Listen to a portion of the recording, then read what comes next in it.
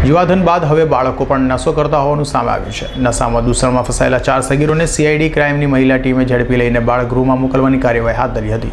Athwa Lines police station વિસ્તારમાં આવેલા સોની ફળિયા ખાતે 4 સગીર બાળકો સ્પિરિટ અને સિન્થેટિક એડહેસિવ સોલ્યુશન જેમાં polyvinyl alcohol, polyvinyl acetates, formaldehyde, methyl ether વગેરેના મિશ્રણ હોય છે તેઓ નશો કરતા પકડાય છે. જેમાં 2 સગા ભાઈઓના પરિવારમાં કોઈ નથી.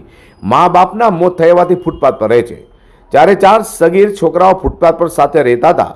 સગીર બાળકોમાંથી 2 સગા ભાઈઓ છે જેઓની ઉંમર 8 કે 9 વર્ષની છે. અન્ય બાળકોની ઉંમર 14 કે 15 વર્ષની છે જેમાંથી 2 સગા ભાઈઓના પરિવારમાં કોઈ જ નથી. મા બાપથી પણ મરણ ગયેલ છે તેવું જણાવે છે. તેથી એક ઘરથી વારંવાર પિતા મારતા હોય અને માતા અપંગ હોય તેથી ઘર છોડીને ફૂટપાથ પર રહે છે. બીજો 15 વર્ષનો જે બાળક તે ઘોડો ચલાવવાનું કામ કરે છે તેને ઘોડો ચલાવવા માટે નોકરીએ રાખવામાં આવેલો છે. બાકીના 3 આખો દિવસ ભીખ માંગી નશીલા પદાર્થની ખરીદી પણ નશો કરે છે. મારું નામ પિયુષ શાહ છે અને CID ક્રાઇમ મિસિંગ સેલના મહિલા અને બાળ મિત્રનો હું સુરત શહેરનો કોર્ડિનેટર છું. ગઈકાલે 4/1/2021ના રોજ હું મારી ઓફિસે બેઠો હતો અને અમારે ઓફિસની બહાર બાકડા પર 4 સગીર વયના બાળકો આવ્યા અને એમની પાસે કપડામાં નશો કરવાના પદાર્થો હતા અને એ સૂંઘીને પોતે નશો કરતા હતા. એટલે અમે એ 4 બાળકોને પકડ્યા અને અઠવાલાઇન્સ પોલીસ સ્ટેશન ખાતે આપી આવ્યા અને અઠવાલાઇન્સ પોલીસ સ્ટેશન ખાતેથી એમને સુરતના બાળગૃહમાં મૂકવામાં આવ્યા છે.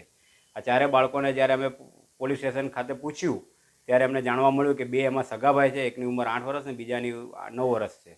બંને બાળકો વ્યારા ખાતેના સોનગઢ પાસેથી આવેલા હતા અને આશરે 4-5 મહિનાથી અહીંયા હતા. એમના મા બાપ મરણ ગયેલા જેવું જણાવતા હતા અને અહીંયા ભીખ માગીને પોતાનું ગુજરાન ચલાવતા હતા અને ફૂટપાથ પર જ 4 બાળકો સૂતા હતા.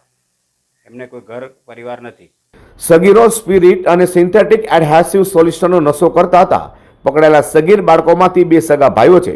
8 થી 15 વર્ષના બાળકોએ પોલીસ સ્ટેશન લાવીને તેમને સુધારવા માટે બાળગૃહમાં મોકલવાની કાર્યવાહી પણ હાથ ધરાઈ છે.